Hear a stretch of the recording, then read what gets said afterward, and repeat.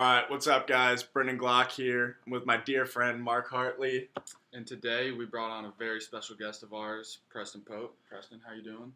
I'm doing very well. Good. It's good to hear. All right, so for today's episode, we're going to be going over chapters 4 through 6 on Predictably Irrational.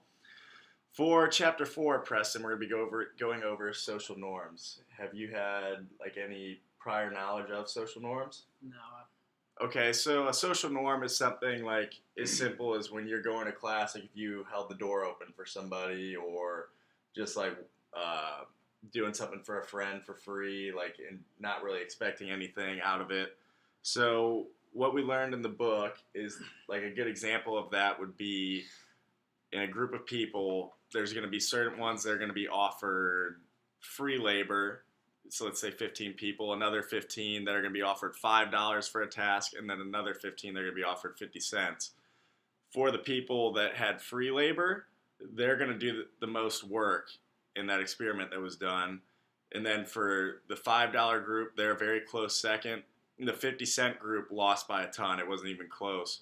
So what was going on was the people that had the 50 cents took it as more of an insult that they were asked to do a task without being paid a lot, or without just doing it out of the kindness of their heart.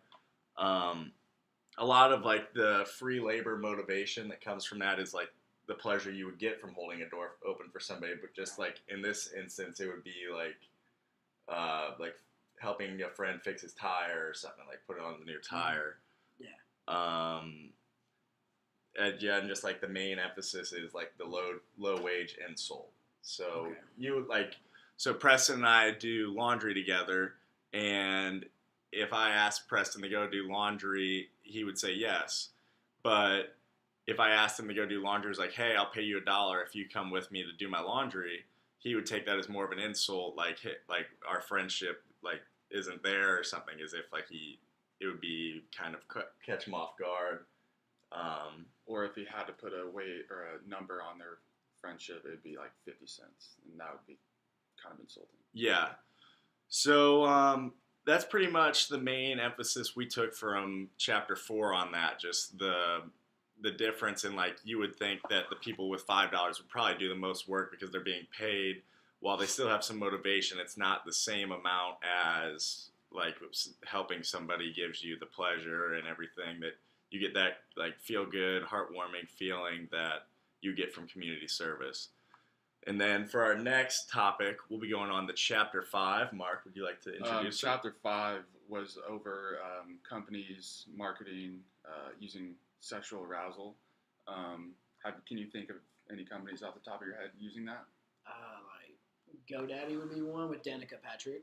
Yeah. When you think of Danica Patrick, what do you think of? Either NASCAR. You think of NASCAR, and then That she's a beautiful woman. Yeah. And that's what I feel like they accomplished that mission. Do you even know what GoDaddy does? No, I remember watching it come on, and I tried to subscribe just because she was an attractive woman. Yep. Yeah. But no, I actually never even paid attention to what GoDaddy even is. Yeah, but now it's a household name. Everyone knows what it is. They think of Danica Patrick whenever they think of GoDaddy. And is that really the only company you think about off the top of your head? Yes, off the top of my head. All right, some other ones like Bad Boy Mowers. Oh yeah, that's a good one. Some of our classmates may not know who that is because it's a little more regional, but they're obviously, they sell lawnmowers, but a big part of their commercials and brand is using attractive girls in really tight clothes. So yeah.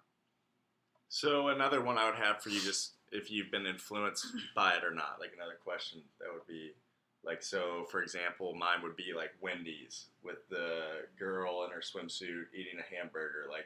Would you think about going to get Wendy's because you saw an attractive woman on TV?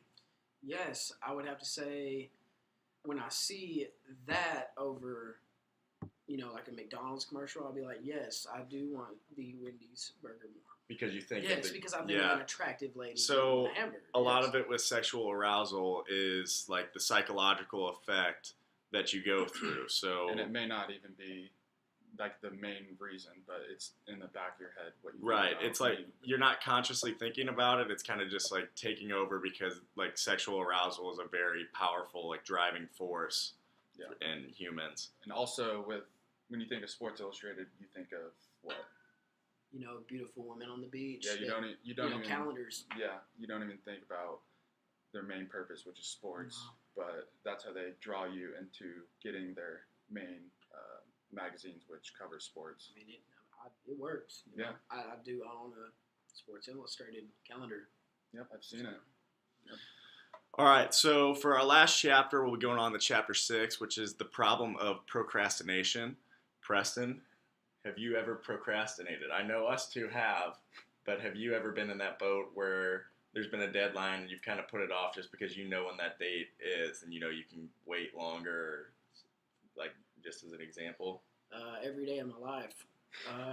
Really, every homework assignment, because I think, why do we need to do this homework assignment? You know, and then like I put it off, then I get stressed out and I have to go on a late night drive. Right, and you'd say it probably makes you feel worse being put in that situation of procrastinating. Would you agree? Yes, and I don't even think about it until it, you know, kind of sneaks up on me. Right. So you're saying if the teacher gave you like a year to do one assignment, you would wait until 364 days, yes. I would.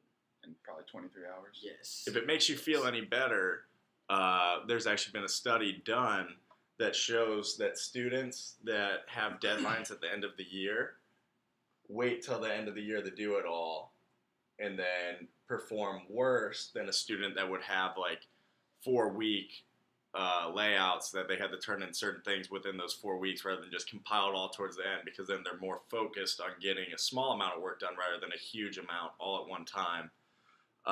Another good example of this would be like physicals, like our yearly physical we have to do Yes. for baseball. Yes.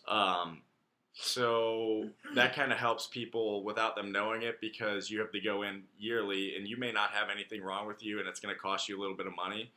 But if you have something wrong with you, it's going to save you more money in the long run because you caught it early enough, hopefully. So maybe let's say you spent $50 going to the doctor, you're saving a potential thousands because you caught some disease or illness early. And that's been done with medicines, like people that wait longer on illness rather than catch it early and then they end up getting sick. Mm-hmm. They're going to take like a Dayquil or a NyQuil, something like that, and prevent getting like maybe something such as the flu or something getting potentially worse.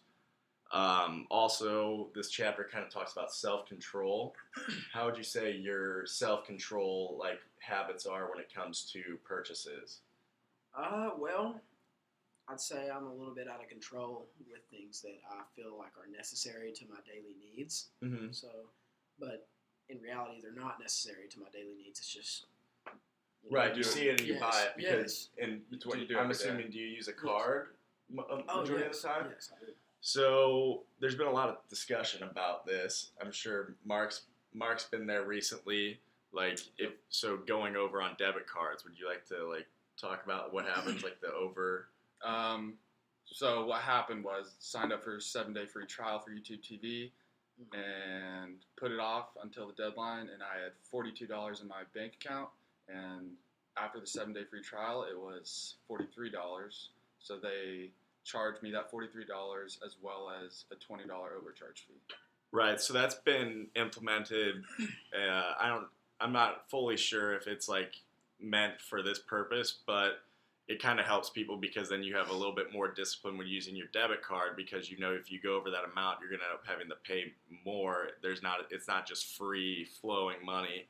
But credit cards, on the other hand, became like a huge problem with American debt, because people see those items and they just swipe the card, and then eventually you just get into such a hole that you bought all these items, Unnecessary items. and such as your toy cars that you have, like that. Like people that keep making those purchases are proven to get into more debt. So having that like limit set, like if we started to limit credit cards And punishment. yeah, would you say that you would probably be more inclined to avoid making those purchases if you knew there was a limit set where you could only spend, let's say, $20 a week on your card, and there would be some punishment rather than getting that hole like dug out, like and just controlling it yourself. If somebody else pushed you, I guess, would that, you think, help? Or I think it would. I think it would help a lot, actually. yeah, so there's been a lot of push, especially by our author, to try and implement that and get that into play. Other than that, Preston, any other questions? Do you feel like you've learned something today? I have learned quite a bit of information that I was not fully aware of. Good. For today. That's what consumer behavior is. We behave, and then people study us and take advantage of our habits. So Thanks I hope for coming on. yeah, I hope it doesn't make you feel too bad about your purchases. Nah. I hope you feel a little bit more. There's other people out there, so One love. all right. Said it. One love.